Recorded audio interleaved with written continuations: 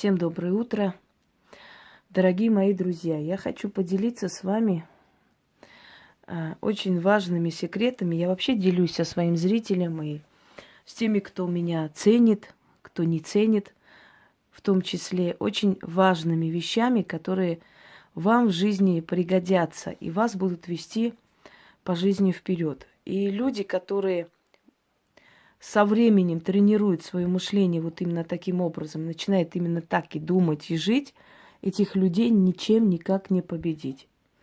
Невозможно, потому что они ко всему готовы, и они все используют себе во благо.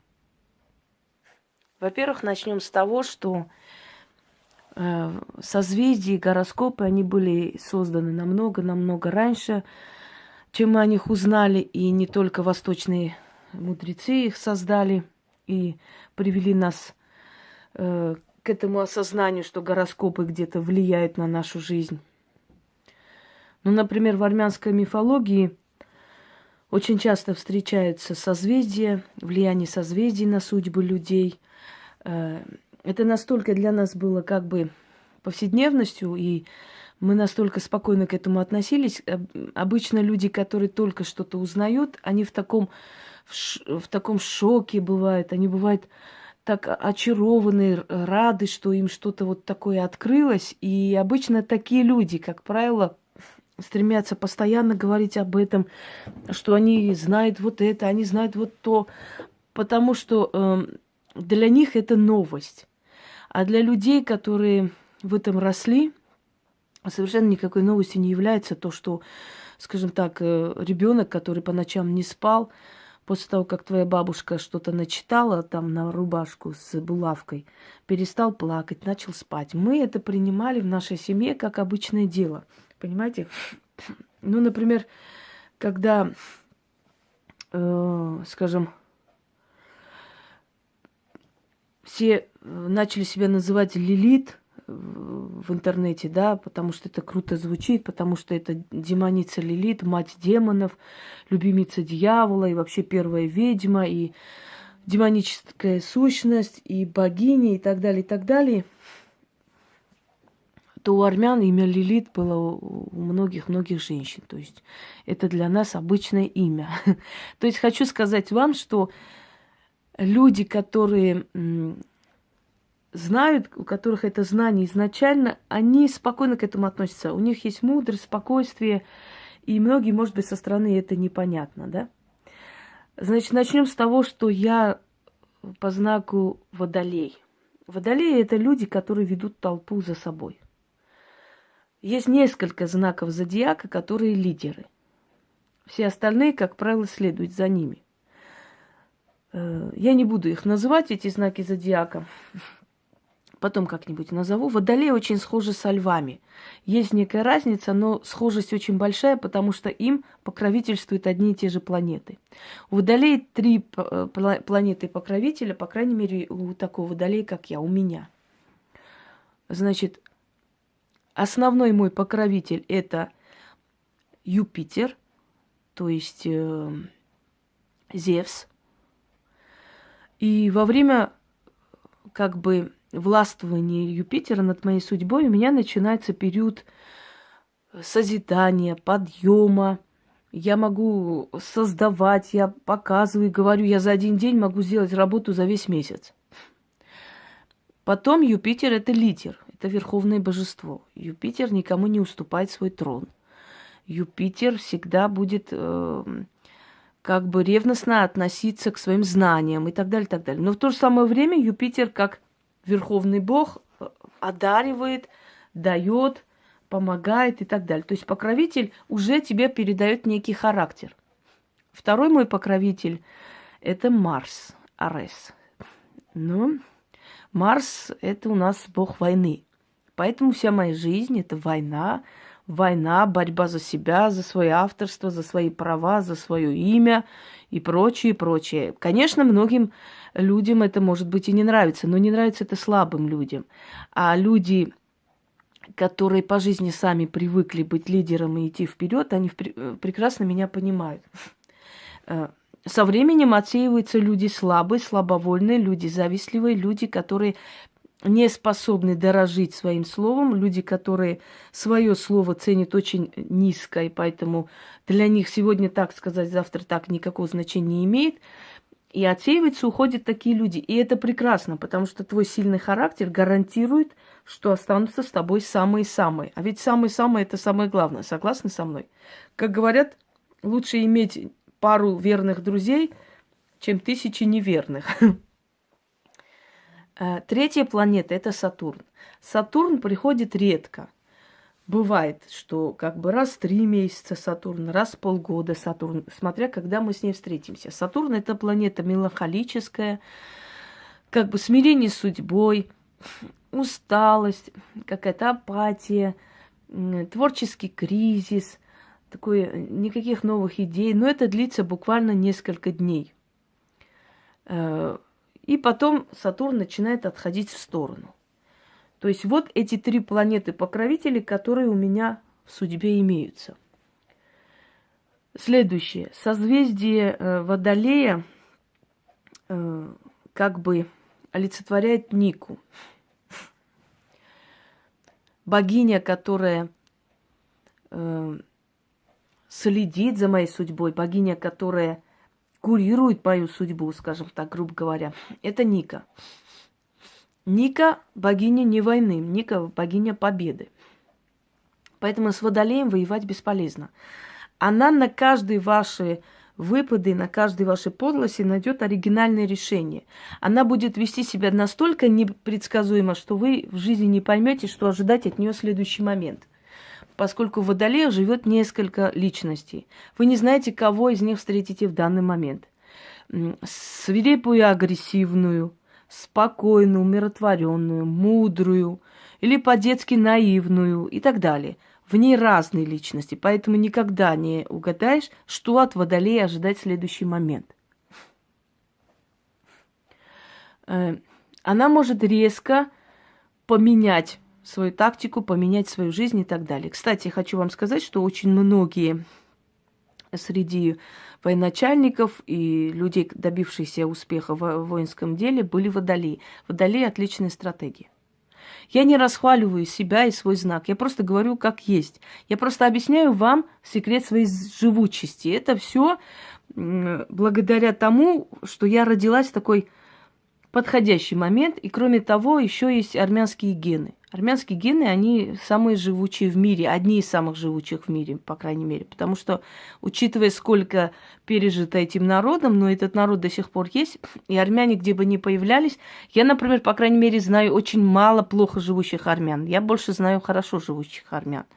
И они развивали экономику, культуру, поэзию, науку стран, медицину и прочее. Вспомните, сколько профессоров, сколько маршалов, сколько известных личностей, сколько людей искусства есть, например, в России, да, которые по национальности армяне.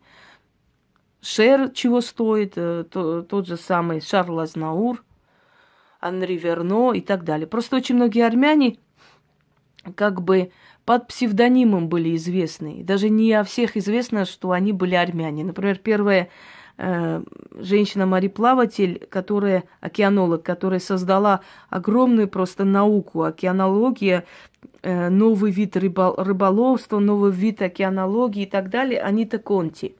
И мало кто знает, что она на самом деле Анита Карагушьян. Просто по фамилии мужа она была Конти. И она была как раз в числе тех беженцев, которые в 15 году сбежали, спасаясь от Ятагана, да, из уже тогда Османской империи. Одним словом, дорогие друзья, все это воедино, если собрать, получается жутковатая вещь. Прямо как коктейль Молотова. Я хочу с вами поделиться еще определенными мудростями, которые вам пригодятся. Вот запомните одну вещь. Если вы начнете думать, как я вам говорю, с вами никто не справится никогда.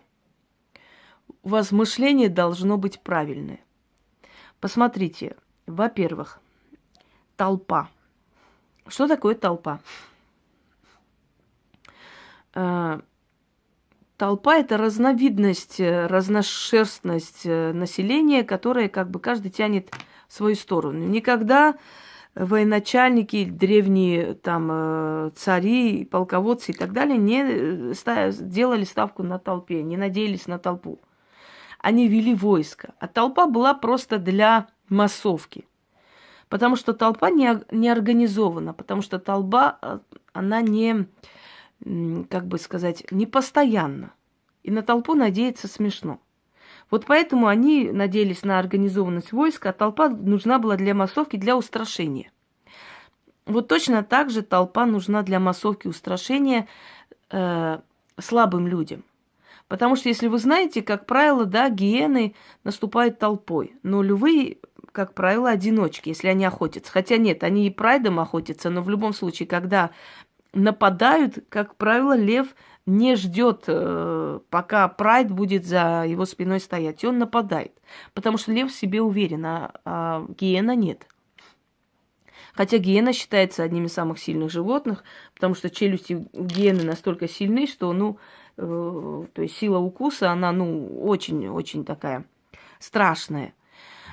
Может раздробить кость за пару секунд. Но в любом случае они почему-то идут толпой. Это значит, что они не уверены в себе. Настолько, как, например, лев. На то лев и царь зверей называется. Согласны? Так вот, настолько ли сильна толпа, как пытаются внушить сильному человеку? Устрашающая толпа. Как правило, слабые люди делают акцент на количество. Как говорится, мы колхозом все свернем, да, горы свернем. На самом деле, настолько ли сильна толпа? Как правило, толпа объединяется против кого-либо, имея свои корыстные цели. У толпы нет настоящей дружбы.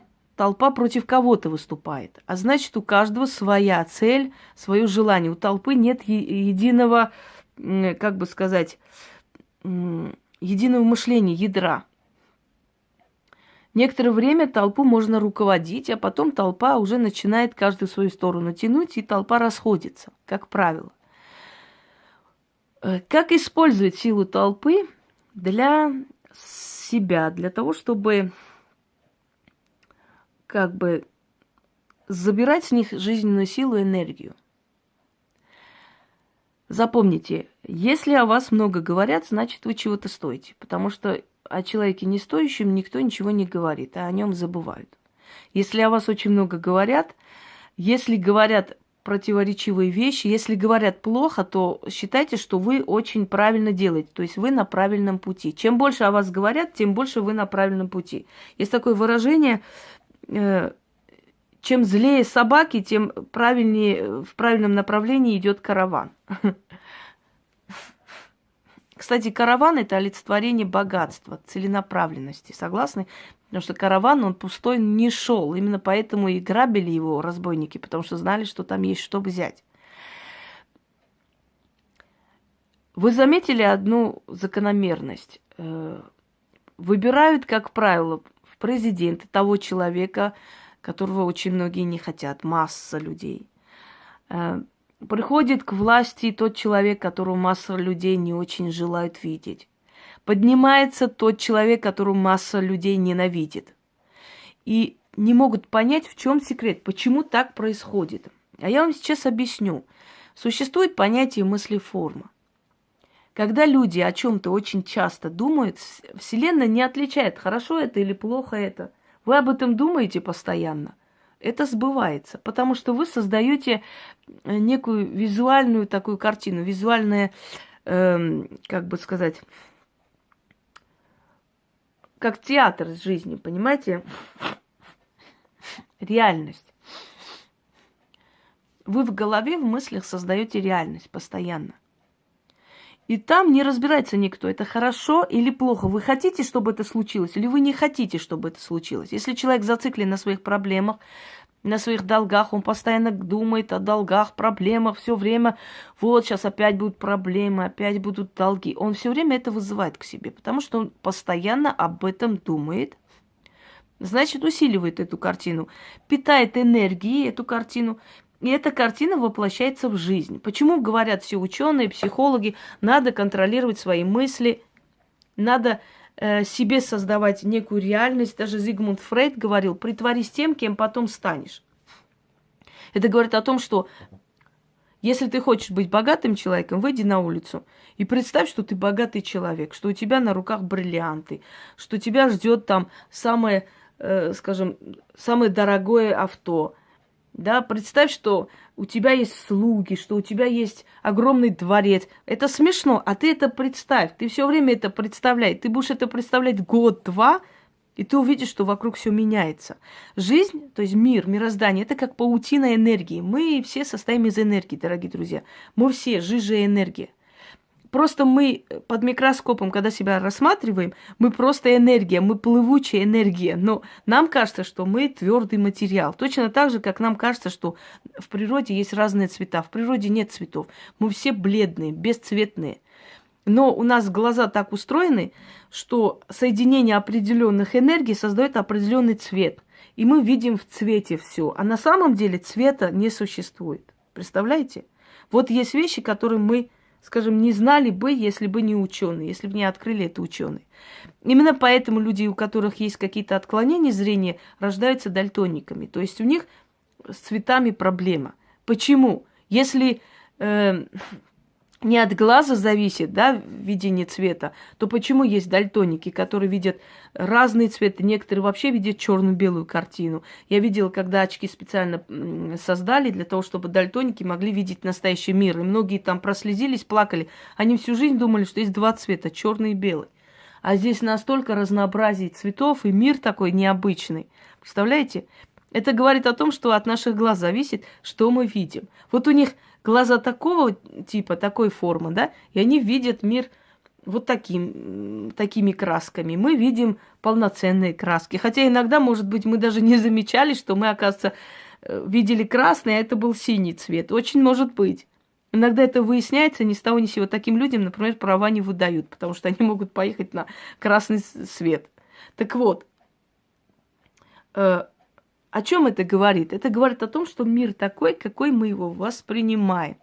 Если мы смотрим в окно, идет дождь, и мы говорим: какой ужас, грязь, слякоть опять. Сейчас вот опять с этими галошами бегать. Фу, как надоело все.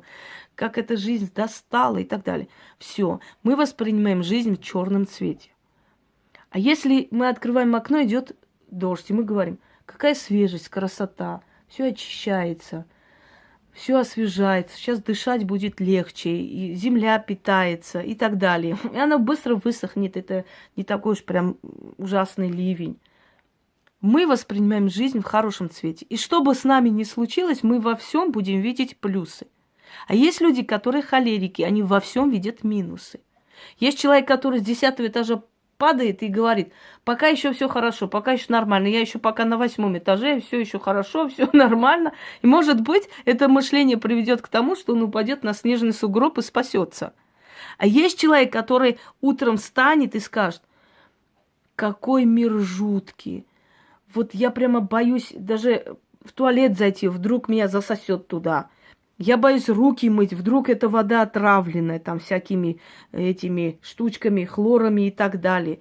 Я боюсь спускаться по лифту, вдруг оторвется трос. А вдруг я перееду дорогу, меня грузовик переедет и так далее. Понимаете, он видит все во мрачных тонах, и мир, что бы ни преподнес этому человеку, ему все равно будет плохо. Наверняка у каждого из вас были подруги, которые сидели и плакали. Ой, не знаю, что делать, у меня 4 магазина, они так мало дают дохода. Эти бриллианты тоже купила, они мне обошлись так дорого, а я думала, они скидку сделать не сделали. Я рассчитывала, что у меня 1 000 000 прибыли будет, а там пришло 990 тысяч. Что же это за жизнь такая и так далее. То есть человеку с таким имуществом, с такими обширными возможностями жизнь кажется просто адским адом. Вот хуже просто не бывает на этом свете, как она переживает и плачется. А есть человек, который под бомбежками, например, потерял дом, да, ну, говорит: слава Богу, что мы все живы, мы еще создадим, мы хоть в землянке будем жить, хоть там в палатке, построим, поднимемся, ничего страшного. Главное, что мои дети, моя семья живы-здоровы. А есть такие люди. То есть я говорю о том, что все зависит от того, как мы к этой жизни относимся. Если вас в жизни предают, есть человек, который будет писать статусы жалобные, который будет писать, я не знаю, вот, все такие, как так можно было делать, не верь никому. Особенно, когда в Одноклассники заходила когда-то, смотрю, боль, это для меня создано и так далее. Дорогие люди, вы не умеете воевать правильно. Вы не должны совершенно вот себя, как вам сказать, кидать в какие-то клетки ради каких-то недостойных существ, которые вас не оценили. Есть такая восточная притча, когда мудрец отдает молодому человеку кольцо и говорит: это кольцо стоит 5 золотых, иди продай на рынке. Он выходит, начинает показывать всем нравится кольцо, но когда он говорит, что они стоят 5 золотых, они все над ним смеются. Один говорит, что минимум, что это стоит одна медная монета, но может быть одно серебро можно за это дать. Когда он приходит расстроенный к этому старику, тот говорит: сынок, прежде чем пойти на рынок, нужно было пойти к ювелиру, ведь ювелиры сами оценивают, то есть драгоценности. Иди узнай, что он скажет, он профессионал. Тот приходит к ювелиру, ювелир рассматривает и говорит: передайте этому почтенному господину, что если он мне согласится продать за 70 золотых, то я смогу выплатить 50 сейчас и 20 в течение месяца. Молодой человек не верит своим ушам. Он приходит к старику и говорит: вы знаете, ваше кольцо оценили 70 золотых, но он попросил вас срочку. Сначала отдать вам 50 золотых, а потом 20. Ну как же так получается, что на рынке, где я показывал, все надо мной смеялись, когда я назвал 5 золотых, а здесь он назначил плату 70 золотых. Он говорит: сынок, ты показал кольцо тому человеку, который знает цену этого кольца. А на рынке собрана та толпа, которая не знает цену этого кольца. Так зачем же ты вместо того, чтобы идти к профессионалу, идешь на рынок, где народ недалекий, и ты ждешь, что они оценят твое богатство? Так вот, если вас ценят достойные люди, люди, которые стоят вас, которые вашего мышления, так зачем переживать за ту толпу недалекую, которая вас не оценила? И должны ли они вас ценить? Нет, конечно. Они не обязаны вас ценить. Знаете, у нас есть такая поговорка: сват вороны, сорока. И все этим сказано. Каждый тянется к тому, кто ему ближе по духу. В этом мире ничего вас не должно сломить. Ни предательство, ни подлость людей. Понимаю, вы не готовы. Многие не готовы, когда человек совершенно одно говорит, через некоторое время вообще меняется. Вы не готовы к этому. Это ошарашивает, это смущает. Вы не знаете, как это можно вообще понять, как можно на это реагировать. Будьте готовы. Человеческая душа грязная, темная, бездна. И там очень много закрытостей. Кроме того, когда вы все время показываете свою удачливость, учтите, что те, которые совершенно в ином свете себя видят в этой жизни, они будут ненавидеть вас за это, потому что вы удачливы. Еще запомните, что люди, которые постоянно будут вас толкать на конфликты, это не друзья. Как правило, люди, которые все время хотят, чтобы вы нервничали и как бы переживали, они будут доносить до вас слухи о вас. Им это нравится. Вы никогда не встречали таких людей, которые притворялись подругами, то есть притворялись в то время, когда вам было тяжело. А когда вы стали подниматься, они как-то отошли, охладели к вам, как-то по-другому стали к вам обращаться. И очень часто потакали вот этим вашим нервотрепкам, скажем, гневу, желая постоянно видеть скандалы, постоянно видеть, как вы расстраиваетесь, как вам неприятно. И когда вы перестаете реагировать, вы начинаете менять тактику, эти люди из вашей жизни уходят. Так вы радуетесь, уходит мусор, а значит, очищается ваша жизнь. Это прекрасно. И, как правило, такие люди ждут определенной реакции, ждут определенной боли, какие-то каких-то страданий. Через некоторое время эти люди, очень может быть, что начнут во всеобщее обозрение выкладывать то, что вы им доверяли. И без разницы, что, например, если тебе человек доверял, значит, уважал в этот момент. Они будут искренне надеяться, что тем самым как-то позорят тебя. Но на самом деле они позорят только себя, потому что они вызывают недоверие уже, и к ним доверия не будет однозначно. Ну, сколько хватит этих пересудов? Ну, неделю-две, все. Переживете спокойно этот момент и забудете. Отнимайте козыри у своих врагов всегда. Никогда им не давайте козыри. Хочешь обо мне показать всему миру? Без проблем, показывай. Переживем. Послушаем, посмеемся, скажем, ну и дешевая же ты. И забудем. Хочешь говорить о моих каких-то увечьях? Говори, переживем. Ведь с такими увечьями, но так подниматься не каждый может. Это наоборот говорит о твоей силе. Даже если они выносят какие-то подробности твоей жизни, это говорит о твоей силе, что ты, пережив такие трудности, смогла подняться. Это тебя никак не принижает, запомни. Контролируй эту толпу вот таким образом. Отнимайте козыри у своих врагов. Никогда не оставляйте им никаких козырей для того, чтобы они это использовали против вас. Что бы они ни делали, мы все смертные люди. Мы все хотим дружбы, мы все хотим теплых отношений, человеческих отношений. Это нормально. Это должно быть. Никогда не жалейте, почему я доверилась, почему я сказала. Было нужно и сказала в этот момент. Так надо было. Если человек поступил подло, он тем самым показал, что он подлый, но не ты, который доверяла ему. Понимаете? Не оставляйте им никаких козырей. Совершенно ничего вы не должны бояться в этой жизни. Ни шантажа, ни запугивания, ни страха, ни каких-то там угроз. Вы не должны бояться никакой грязи, которая льется на ваше имя. Потому что эта грязь, которая льется на ваше имя, с одной стороны, работает и за вас, и для вас. Потому что если люди приходят к вам, они анализируют, они смотрят две стороны. И они видят и эту сторону, и ту сторону. И приходят к тебе уже осознанные люди. А с осознанными людьми очень легко работать. У вас нет нужды кого-то уговаривать и что-то говорить. Это любой профессии касается. Вы можете быть учителем, на вас будут грязь лить. И такое может быть. Очень даже, поверьте мне. Когда ты профессионал своего дела, всегда есть те, которые тебя будут ненавидеть. А просто так. Иногда создается впечатление, да, и вопрос задает человек сам себе. Но я же не мешаю вам этого достичь. Я же вам не мешаю быть как я. Я же вам не мешаю то же самое получить в жизни. Так же работать, так же трудиться. Я же не мешаю. Смешно звучит. Почему? Потому что дело не в том, что ты мешаешь или нет.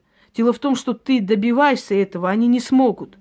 Они осознают, что они никогда до твоего уровня не дорастут. И у них бывает два чувства. Либо остаться с тобой рядом и развиваться, и потом понять, что они тоже самостоятельно в этой жизни могут чего-то. Либо отойти и обнулить все твои заслуги, чтобы им стало легче. Всегда завистливому человеку легче намного, когда этот человек принижает все, что у тебя есть. Сравнивает к нулю полностью. Вот чего бы ты ни достигла, будет сказано, что это не так. Ты дом купила? Врешь.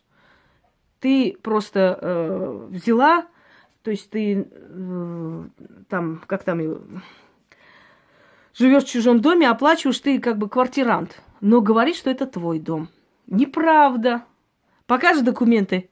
Не ерунда, не верю. Это все специально сделано. Это сейчас можно на ксероксе, знаешь, сколько таких напечатать? Диплом? Неправда, не настоящий. Ты показываешь диплом, водяной знак и так далее. Сейчас таких, знаешь, сколько можно напечатать? Все, что бы ты ни сделала, будет сравниваться к нулю. И причем это будут делать люди, которые сами в этой жизни ноль. Которые сами никаких заслуг не имеют. Люди с грязной биографией будут обсуждать твою биографию, потому что так удобнее. Так удобнее себя обелить. Вы вообще когда-нибудь слышали, что те, которые в молодости были гулящие, на всех тыкают пальцами и говорят, что это гулящие, та гулящая, ту они видели, эту видели. Потому что на этом фоне они пытаются свое порочное прошлое скрыть.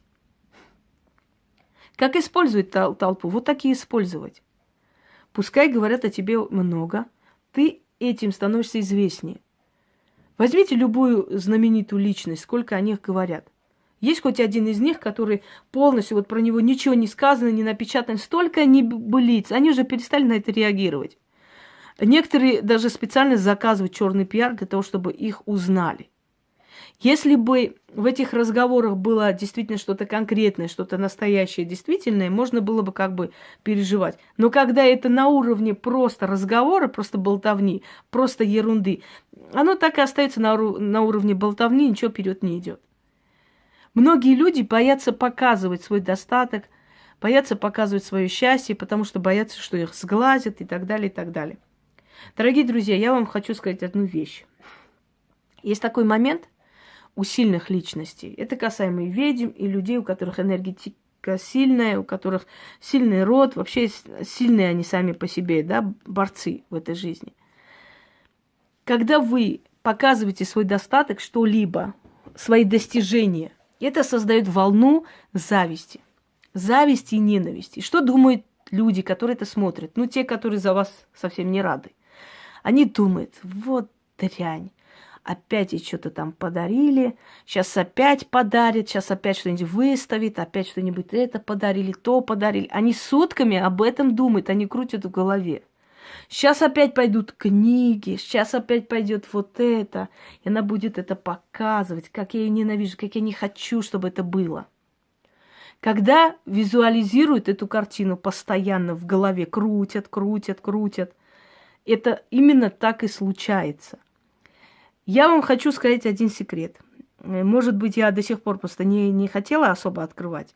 Я часто показываю такое не для того, чтобы кто-то видел это, потому что я думаю, что люди и так поняли, что я востребованный человек и что очень многие меня ценят и уважают.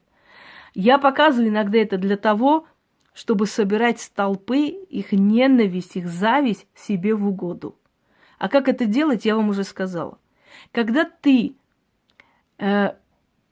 реально доказываешь, что у тебя есть успех, а там просто на словах этот успех, вот на словах, вот у меня вот это есть, и то есть, у меня вот так есть, я вот так зарабатываю, у меня все там клиенты и покупают картины, и с ума сходят по мне и так далее. На самом деле, на деле этого нет, никто не видит подтверждение, доказательства этому. Человек не обязан всем все показывать. Но если человек говорит о том, что у него есть успех, он должен это доказывать, правда, обосновать. Просто так в воздухе стрелять нельзя. Но когда они понимают, что им нечем обосновывать это все, а тебе есть, вот это их душит. И это создает постоянные мысли о тебе. Дорогие друзья, я в Москве, когда была первое время, у меня тоже было очень много врагов, вражеский круг. Сейчас их нету. Кто-то куда-то делся, нету, реально их не существует. Где-то там кто-то тявкнет, появится через 5-6 лет, непонятно откуда. Потому что, представьте, все они такие все удачные женщины, все у них хорошо. Конечно, у них настолько все хорошо, что они 5 лет ждут, где бы про меня что-нибудь плохое сказали, чтобы побежать поставить свои 5 копеек. Вот настолько у них все хорошо в жизни. Дело не в этом. Я вас учу. Не бойтесь никогда показывать свой достаток толпе. Не бойтесь никогда хорошо одеваться. Не бойтесь никогда хорошо выглядеть. Не бойтесь никогда показывать свое счастье. Не бойтесь, никто вам это все не испоганит. Чем больше будут вас ненавидеть, я сейчас говорю, и я уверена, что многие люди, которые именно так и делают, они действительно с этим согласны. Когда ты своим честным трудом, не просто там из воздуха это тебе упало, а действительно ты многим пожертвовав, идя вперед и так далее, добиваешься успеха, они будут это обнулевывать. Книги? Да книги все издают, это фигня. Может быть, с интернета можно взять там тексты готовые, да, как у нашей известной одной могини, и издать. Молитвы там это все пришпандорить. Может быть, но стоящие книги, которые твоим трудом созданы, редко кто издает настоящие нужные книги, которые рабочие. Поэтому давай обнулим эти книги. Драгоценности. Ой, Да там вообще сначала бижутерия, потом уже можно сказать, что ювелир какой-то знакомый отдает, а потом вообще можно что-нибудь еще придумывать. Все что угодно, лишь бы обнулить, потому что очень неприятно это видеть, правда? И вот знаете, что интересно, дорогие друзья? Вот как ни странно, я вам сейчас говорю, и для тех людей, которые удивляются, почему мы столько дерьма льем. Вот смотрите, когда идет огромная стая, да, скажем, ну или прайд львов, предположим. Если толпа гиен или шакалов будет преследовать этих львов в течение года, обязательно рано или поздно слабых вытащат оттуда. Или слабые убегут, потому что побоятся вот этого преследования. Поэтому если целый год заниматься твоей жизнью, ну, естественно, понятное дело, что рано или поздно гнилые ветки отсекутся, и кто-нибудь-то туда побежит, это понятное дело. Те, которые не пережили этого, вы знаете, некоторым людям приятнее жрать падаль с падальщиками, чем, например, за царским столом сидеть и чувствовать себя второсортным. Но вот есть у кавказских народов такая притча. Лучше я буду последним среди волков, чем первым среди шакалов. Но не у каждого человека это получается. Что делать теперь? Так вот, обнулить. Вот на что делают чаще акцент, это их бесит больше всего. И вы на это делаете акцент. Вот они делают на это акцент, обнулевывают, а ты еще больше это покажи. И ты посмотришь, что с ними будет случаться. Я говорю тем, которые не могут понять, почему они столько дерьма льют на мое имя, столько всего говорят, столько гадостей снимают, столько этих уже вытащили прям свинячья радость, что пару куска дерьма к ним побежали и так далее. И почему у нее все равно есть успех? Почему ничего не случается? Люди, откройте глаза, что вы делаете, люди? А я вам сейчас объясню, почему. И для всех, и для них в том числе. Чем больше вы думаете о том, что опять будет успех, как я не хочу, чтобы у нее успех был, я ненавижу, я как представлю, что она сейчас опять свои книги покажет, и украшения, и новые подарки покажет, и свои статуи, и снова опять эти ритуалы покажет, и снова эти беседы, как я ненавижу, опять это ее каналы будут создавать. Боже ж мой, как я не хочу этого всего. И ты каждый день это думаешь. С утра просыпаешься, бежишь смотреть.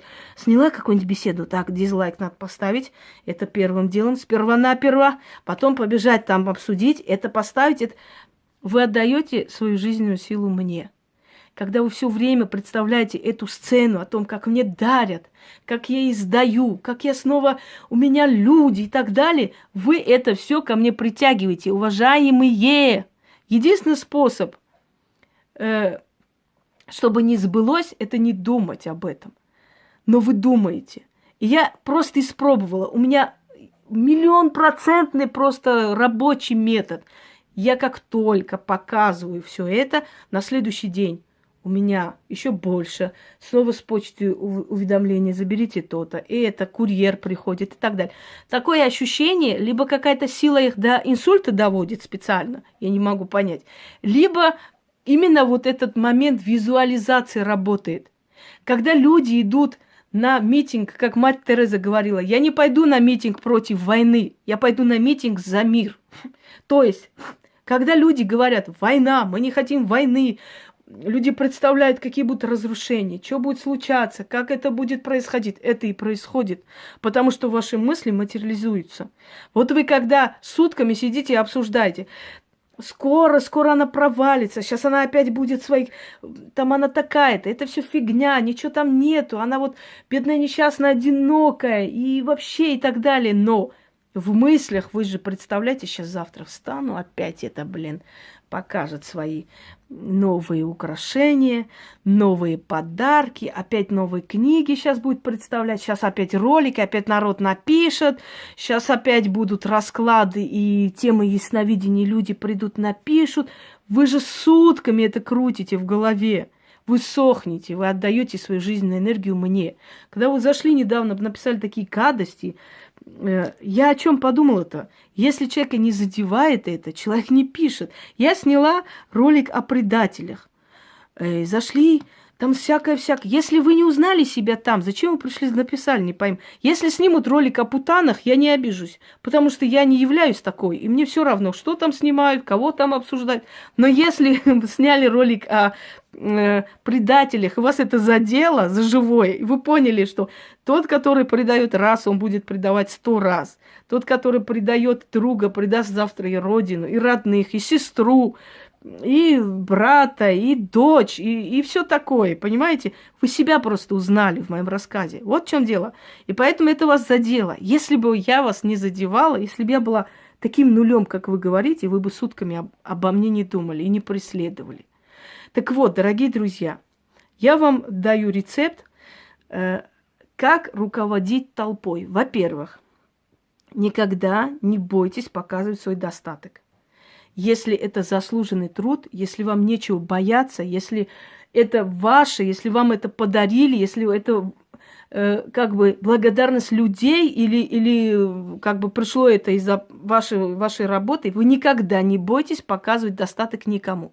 Если есть те, которые дружили с вами, когда вам было тяжело, ой, сочувствовали и так далее, потом начали с вами грубо общаться, начали отходить от вас, когда у вас начался успех, киньте их к черту, они вам не друзья, они вам хорошего не желали. Не нужно с такими друзьями идти дальше, вы будете деградировать. Не чувствуйте себя обязаны никому, вы никому ничего не обязаны. Друг – это тот, который не только в беде познается, а еще тот, который радуется твоей радости. Друг – это тот, который тебе говорит: сохраняй семью, нечего разводиться из-за каких-то мелочей. Который говорит: не бойся, ты это заслужил, иди вперед, у тебя все получится. Вот это друг. А тот, который пытается тебя согнуть перед врагами: не отвечай им, не говори им, смирись, не делай так, это не друг. Это тот, который хочет тебя загнать снова в угол тех бедствий, которые у тебя были. Это не друг. С таким другом вам не по пути. Друг, который вечно строит из себя жертву, что ради тебя страдает, пострадали и так далее. Друг, который передает тебе сплетни врагов, что о тебе сказали, как о тебе говорили.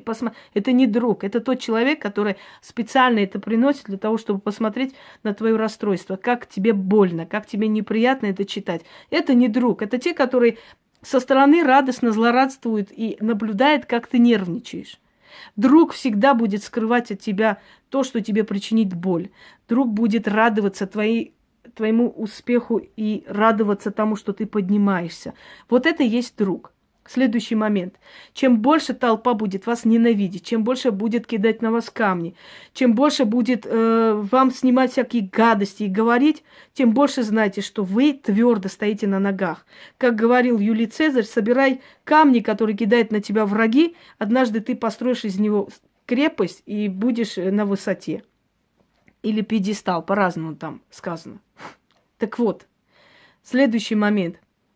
Чем больше о вас будут думать, ненавидеть и так далее, самое главное, чтобы вы не допустили никакой страшной мысли себе. Никогда, спокойно, мне никто никаких порч делать не способен. Это раз, вы закрыли уже эту тему. Там даже думать не о чем.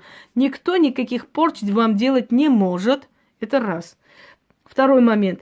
Мне их ненависть и зависть в пользу, переворачивается в мою сторону, идет энергия и силы, еще больше мне дарят, потому что они все время представляют это, визуализируют эту картину, создают эту реальность, и эта реальность к вашей жизни, к вам идет. Они питают вас своей жизненной силой, они иссыхают сами. Меня ничем не напугать, никакими какими-то там переписками тайными, все такое, потому что мы все люди, мы все делимся и разговариваем. Тот, который это выставляет, сам себя унижает, потому что он показывает, что я недочеловек, мне доверили в этот момент, а я вон, посмотрите, что она мне сказала, вот рассказала и так далее. Это вас никак не унизит, что бы вы там ни говорили, какие бы у вас разговоры там ни были, это вас не принизит как человека. Люди всегда между собой откровенничают. И грош цена тому человеку, который это выставляет и говорит, и об этом рассказывает сразу, как только бежит туда. Грош цена этому человеку, потому что ему никто не будет верить. Ни там, ни тут, ни в другом месте. Вы знаете, это ваш плюс, их минус. Никогда не опускайтесь до их уровня, не отвечайте им тем же. Никогда будьте на высоте. Потому что Вселенная любит людей, которые на высоте. Вселенная любит верных людей. Вселенная покровительствует людям достойным. И вообще быть порядочным выгодно, потому что рано или поздно непорядочные люди, Они опускаются на такое дно от того, что они не могут вам ничего сделать. От своего бессилия они это все делают. От своего бессилия. Если бы они могли вам что-либо делать, они бы давно сделали. Вот от своего бессилия они будут посвящать вам годы, годы, годы жизни. И запомните, самая лучшая месть людям, которые вас не любят, это быть удачливым, подниматься в этой жизни. Лучшей мести не придумаешь. Вспомните там про царевну, да, то есть царицу из зеркала, там, свет мой зеркало, скажи и так далее. Что с ней случилось, когда она увидела, что та живая, здоровая, счастливая, идет в отцовский дом? Сердце лопнуло, потому что она не смогла уже пережить этого всего. Она устала бороться, она поняла, что бесполезно. Так вот, если вы правы, запомните, истина и сила всегда за теми, кто прав. Никогда не бойтесь идти вперед. Направляйте ненависть, зависть толпы себе в угоду. На что они делают акцент, это им причиняет боль. Это показывайте больше. Об этом говорить еще больше. Они будут еще больше вам притягивать эту удачу, потому что они еще больше будут в своих мыслях думать. Не хочу, чтобы у нее это было. Они будут это представлять, и это будет случаться. Запомните это. Вот эта энергия толпы, она очень-очень полезна для сильных людей. Так хорошо можно направить в свою пользу, вы даже не представляете. Они даже не поймут, что вы ими манипулируете, что вы их используете, направляете в нужное русло. Они этого даже не поймут. Почему красивая женщина одевается, красится, идет по улице, слышит комплименты, приходит домой, ей хорошо. Она питается энергией толпы. Так вот, когда о вас очень много говорят, рассуждают, обсуждают все, что у вас есть, это все, что у вас есть, миллион раз увеличивается. Понимаете меня, в чем дело? Вот почему сильного человека невозможно сломить, потому что он правильно мыслит. Когда ты правильно мыслишь, ты правильно живешь. Ты уже живешь по зову мозга, а не по зову сердца и каких-то там других органов. Всем удачи и всех благ. Ах да, обсуждайте меня еще, потому что мне еще нужны подарки. Я еще хочу их получить. А эти подарки приходят через ваши мысли, через ваши желания и вашими молитвами.